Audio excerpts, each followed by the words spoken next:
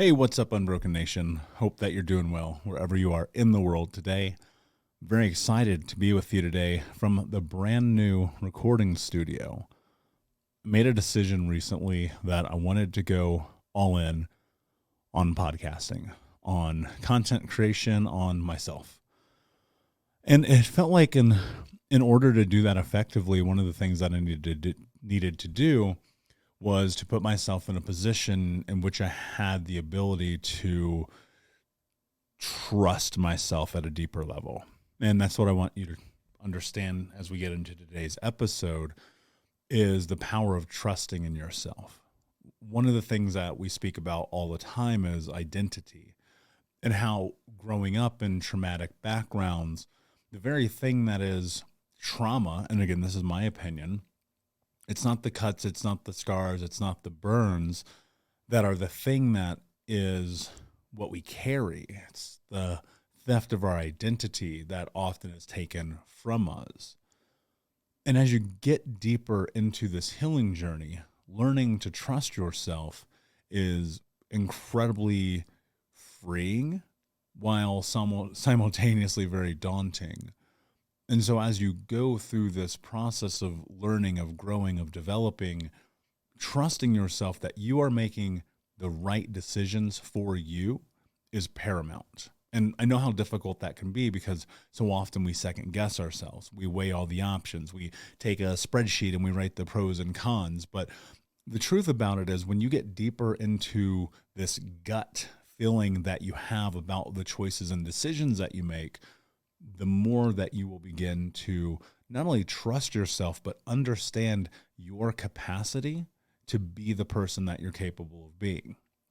For so many of us, going back to the beginning of this, if you look at the causation and correlation of your childhood experiences leading up till today, well, it's entirely reasonable that you may not trust yourself because of the experiences that you had in your youth, because of the abuse, because every single time that you tried to be you, there was pain, there was ramification, there was some kind of suffering. And so one of the things that you learned was to, instead of being you, to turn that aspect of yourself off so that you could have safety.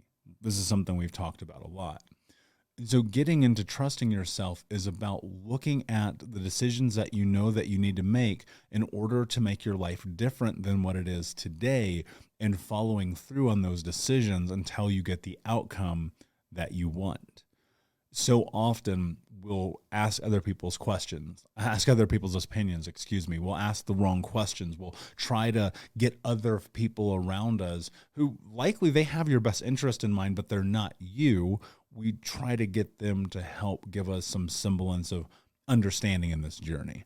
And one of the things that I think is really detrimental in that is that those people, while they do have your best or hopefully have your best interest in mind, they aren't you. I've gained so much in my life by not asking other people about what I should be doing, by not asking people's opinions, by not putting myself in this position in which I have to go and ask someone, do you think I should do this? Now, at first it wasn't like that, and there was a huge lack of trust with myself, and that lack of trust would exist in all these different facets. It'd be financially, mentally, emotionally, spiritually, and dating and relationships and friendships and career. I never trusted myself because I was constantly trying to figure out and understand how to navigate this whole crazy journey that we are on. And it wasn't until I really started saying, you know what, I'm going to see what happens when I choose myself, did things in my life start to really change. And so the question I'm going to ask you is, can you choose yourself? Can you choose the things that you know that you need in your life today to become the person that you want to be? And so much of those elements of trust are about in the day-to-day, trusting yourself to get up on time, trusting yourself to eat healthy, trusting yourself to, when the time is right, invest in a deeper capacity. I talk about this a lot, but I remember the first time I joined an online course, I was freaked out because it was like $50 or something. And today, to be honest with you, I think, how do I spend $50,000 to get in a course? Now, I'm not there yet. One day I hope to be, but that's part of the driving factor, right? putting yourself in the position of having that kind of thought process in order to trust that when you invest in yourself, you'll make the money back. And I believe that to be true about the human experience. The more that you trust in yourself, the more that it comes back to you. And so deciding to put myself in this position of creating this studio, building out this office, making the decision to go into a deeper level on this show is honestly, you're kind of witnessing my real life evolution. And one of the things I think is so spectacular about being able to come together to have conversations like this is I hope that you are learning from me in this process, because I'll tell you right now, like there's going to be missteps in this. There's going to be frustrations in this. You know, when I signed on the dotted line to take over this space, you know, for a microsecond, I was like, oh no, did I make the right decision? Then I sat and I thought about it, and I just simply said, yes, I trust that I'm making the right decision. And I want you to think about how you can apply that to your personal life. Where are the areas in your life in which you need to not hesitate, but instead sign on the dotted line and make a decision for yourself? You know, people will always say, well, I can't join the program because I don't have enough money. Well, that's the exact reason why you should. People will say, I don't have enough time to start a podcast. Well, that's the exact reason why you should. Like, I looked at this, I said, I don't have enough community here in this city that I moved to. Well, that's the exact reason that I should. And you know, when you start to step into that ideation with yourself, you'll discover something really fascinating, that the very reason why you are holding yourself back is the very reason why you need to trust that you're making the right decision, follow through, and do the thing anyway. And the more that you're willing to do that, the more that you will learn about who you are, the more that you will learn to trust yourself. You know, and that's a hard thing for people to calculate at first, because you go, well, isn't the thing and the reason why I shouldn't do this, like, isn't that enough? And I'm like, well, wait a second. If you think about it, so much of that is about the lack of preparedness. So much about those decisions is a lack of trust in ourselves. So much of those decisions is just really tied into this idea of the lack of trust, the lack of confidence, the lack of belief in ourselves. Now, of course, you have to be reasonable. Like, because you want a Lamborghini and you push carts at Safeway doesn't mean you're going to get a Lamborghini. And I'm not knocking that. I'm just saying, like, from a financial literacy perspective, that makes absolutely zero sense. In the same way that it makes no plausible sense that I should go and join the Air Force so I can be, you know, a fighter pilot at 36 years old and at 6'4", 220 pounds. Like, I don't even fit in the cockpit, right? And so, you know, you have to be reasonable with these conversations that you're having with yourself. You know, I looked at the marathon that I ran a few weeks ago, and I had to train. I had to trust myself through the training that I would be able to cross that finish line. And that was really uncomfortable and really difficult, because one of the things that I knew if I didn't do being training, there was no way I was going to be successful at this. And when you do not do the thing that you know you need to do to accomplish the thing that you want to accomplish, what happens is you start to lose trust in yourself. And so gaining and building trust in your life it's in the little minute things about the day-to-day. It's showing up when you're going to show up, eating what you say you're going to eat, drinking what you say you're going to do, sleep when you say you're going to sleep, be in the relationship that you want to be in, so on and so forth. And it's an iterative process. We talk about this all the time because, and especially in the beginning, like if you are deep on this journey, let's say that you're kind of where I am, trusting yourself becomes a lot easier. Now, look, I will say this as well, like the bigger decisions, like those get scarier, like for real. But at the beginning, if you're where I was a decade ago, 7 years ago, 5 years ago, even a year ago, right? Because it's always progress. The question that you want to really be asking yourself here is, what do I really need to do today to instill trust and confidence in myself? How do I need to show up for myself today in this moment to be able to create that capacity in my life?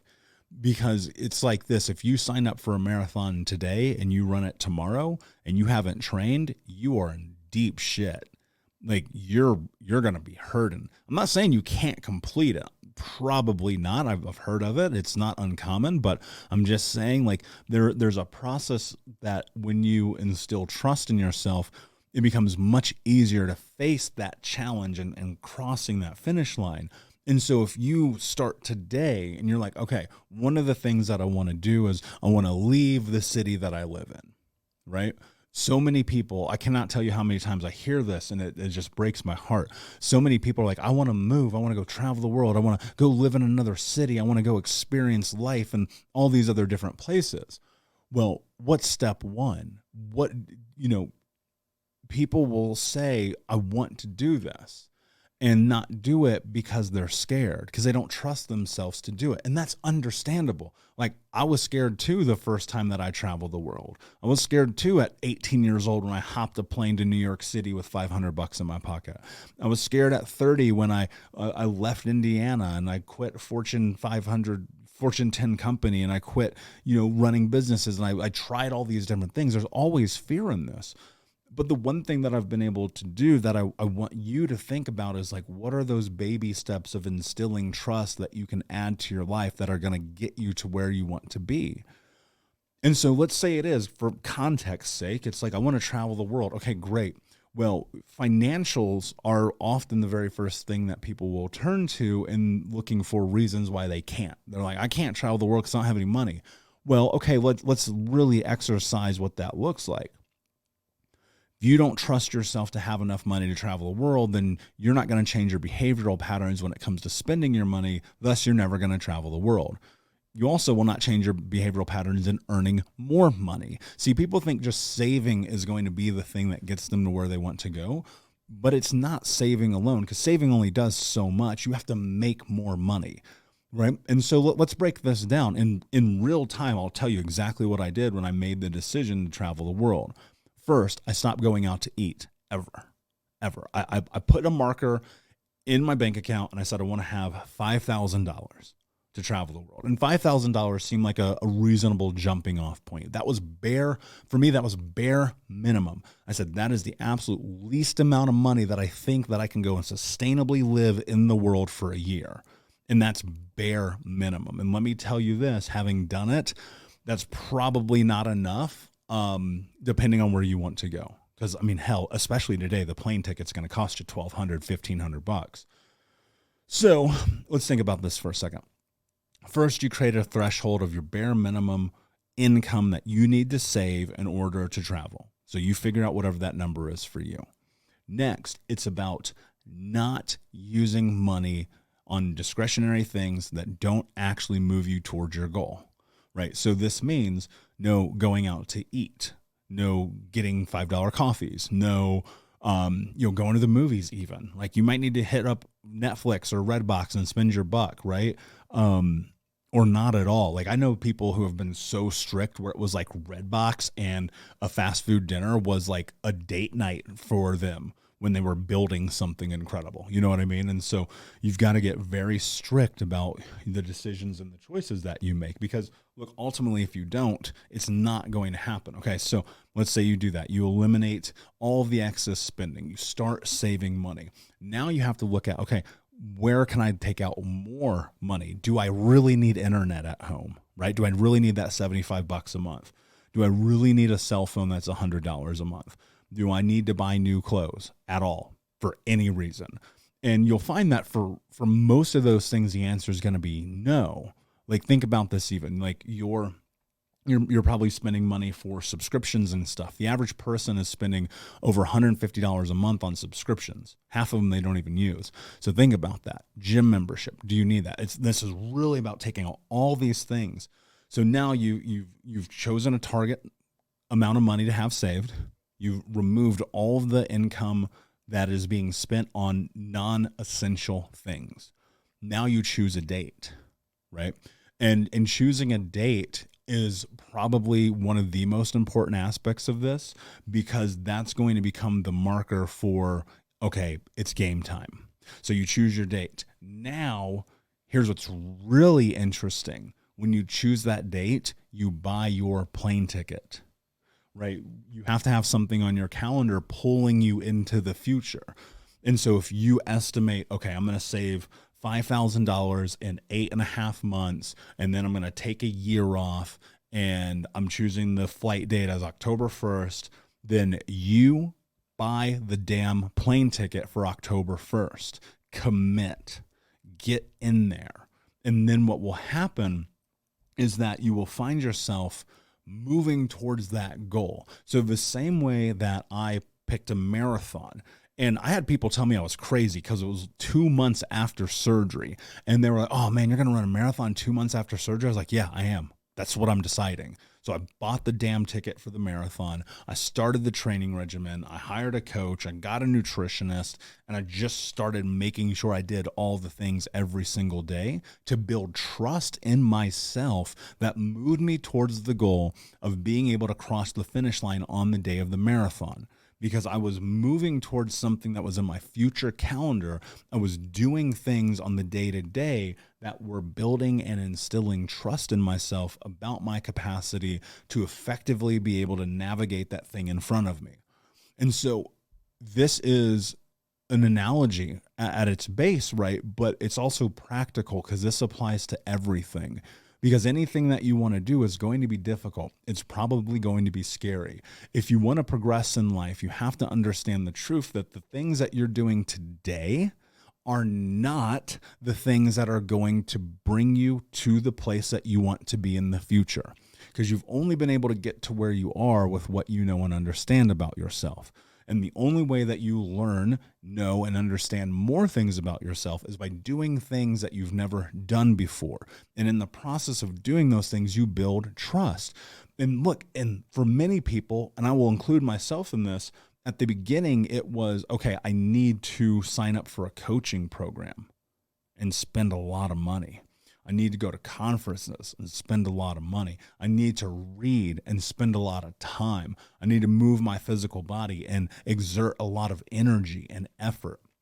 And as I continually did these things, I started trusting myself more and more and more. And the more I trusted myself, the more I pushed myself. And so that holds true even today, where I'm like, okay, cool. I've done all these things. They're very difficult, but what's next?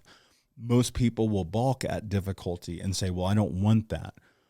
If you want an easy life, you should stop listening to this. Because if you want an easy life, there's nothing of value that you're going to get from me, ever. You're just not. Because I don't want you to have an easy life. In fact, I want you to actually, like Bruce Lee says, have the tools to be able to navigate a difficult life. Because we're faced with these difficulties every single day. And so to build who you are through this process of facing these difficulties, you begin to trust. And the more that you trust, the more that you will push yourself forward. And, you know, it's easy. There are two camps on this, right? On one hand, one of the things that you could do that's very simple, you could quit your job, hop on the plane, and see what happens. As someone who has survived a crazy amount of trauma in my life, who gets dissociated pretty easily, who can get lost in the chaos of the speed of life, that for me is dangerous. I could never do that because it'll implode everything around me.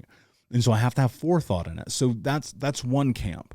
That is not my camp. Now, will that work for people? Yeah, it will. And I've seen it work before. I know people that it works for all the time. I apply that to quitting the job, leaving the city, getting into a different relationship, like whatever that thing is. And then there's the other camp, which is the step-by-step that I just laid out for you about creating the goal, identifying the action steps that you need to take, choosing the date, and committing. And I think that applies to so much. I mean, even people will be like, well, you know, what about the things that aren't time restricted? Everything's time restricted. Like time is the one thing that surrounds all of us at all times. And so if you're not involved in understanding the truth of that, you're in deep fucking trouble, because then that means that you're leveraging this idea that you get tomorrow. And I know you've heard me say this before, but there's no tomorrow. There's no guarantee of that. That's not real. So instead of asking yourself, what can you do tomorrow? Why don't you just address the thing that needs to be done right now, today? Because if you do, chances are you're going to progress more quickly. You're going to learn about yourself faster. So ultimately, this is all about putting yourself in a position to be the most successful person that you can be with where you're at today, knowing that you have the ability to create and navigate greatness in your life over the course of time by showing up. And so I'm going to leave you with this.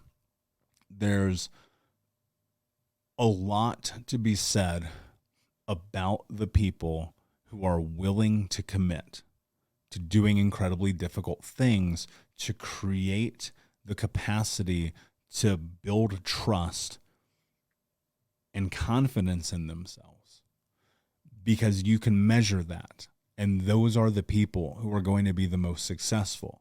And that's what I want. I want you to be one of the people who are going to be the most successful. I want me to be one of the people who are going to be the most successful. But it's not going to happen if you're not willing to push yourself into what is next.